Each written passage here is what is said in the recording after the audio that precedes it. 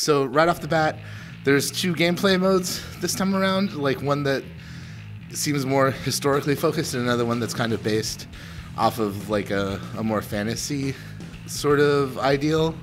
Well, it's important to know that it's all obviously based on the history, because the fiction, the romance itself, is based on the history. So it's still a historically authentic experience either way you do it. So the difference being the romance mode takes a lot of inspiration from the Romance of the Three Kingdoms, the book, 14th century book. And in that respect, the characters are they're larger than life, almost capable of superhuman deeds. So on the battlefield, they're individual units who can cut swathes through entire units of men themselves. They have special abilities that are inspired by some of their feats in the book. And in the records mode, battles are a bit more slower, a bit more tactical. Like the generals themselves come into battle with units of their own. Fatigue plays a lot more of a much greater role, and you find that because you haven't got these superpowered beings basically running around smashing up the enemy for you, that it's all about sort of maneuver and sort of tactical level decisions, moment to moment. Whereas in the romance mode, you're really fighting like a meta battle with the characters, so characters versus characters, while the units are sort of having their little skirmish in the background. So that's the major difference. It's that difference in battle tactics. So does that mean that it's like the historical mode's more of a hard mode, or is it just a matter of different tactics when it comes to battle? Like, are you still going to meet like difficulties or difficult challenges along the way and have to figure out the right way to promote or approach things tactically, rather? I mean, they both present their individual challenges. So a more traditional challenge is represented by the records mode, and the romance mode, because like I said, I had this two layers of combat. It's a different kind of attention management, resource management situation. They're both tricky in their own way and both rewarding in their own way.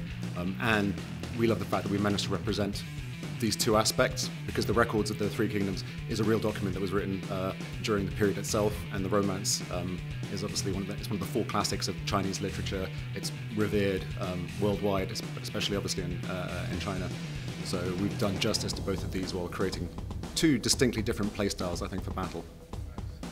Like, I mean, I can't imagine this is the first time you guys have had to sort of research both the historical, accurate sort of documentation of stuff and also the sort of fictional fantasy history that people sort of embellished along the way, right? But this is the first time you've really represented it within the gameplay.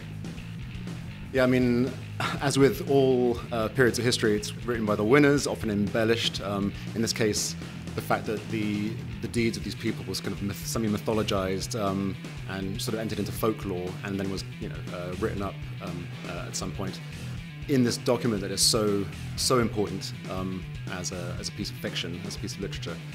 We really had to do it justice. But in the past, we kind of, in dealing with the exploits of, say, the Napoleonic generals, that kind of stuff, you get hints of that, like great deeds that these people did. Because they're more recent, perhaps, and better documented. In that case, it was easier to not get too carried away in the mythology, because the actual records are way more accurate. Not that the records of the Three Kingdoms aren't accurate themselves; they're extremely accurate down to sort of, logistical data and local incomes and stuff, which is quite fascinating. But yeah, we poured over both those documents and read a lot of the romance and sort of compiled, our understanding of both to make the best possible experience. Yeah. So you just watched a lot of Romance of the Three Kingdoms soap operas, right? Absolutely. Nice. So let's talk a little bit about the UI's been redesigned as well to give it much more of a Chinese aesthetic and stuff like that. Like, I was looking at the screen for there's these branching paths now that you can take, and you kind of laid it out like a painting of a tree, and it's just got this really cool aesthetic to it. Yeah, we're taking the concept of tech tree very literally now. So we wanted to move away from the very traditional way that we did things, with the very sort of formal panels, often looking almost like frames for paintings and what have you. We wanted to go something a bit more modern, a bit more not quite abstract, but these big ink washes. And it's really effective. And as you say, the tech tree itself it's a beautiful piece of art in itself.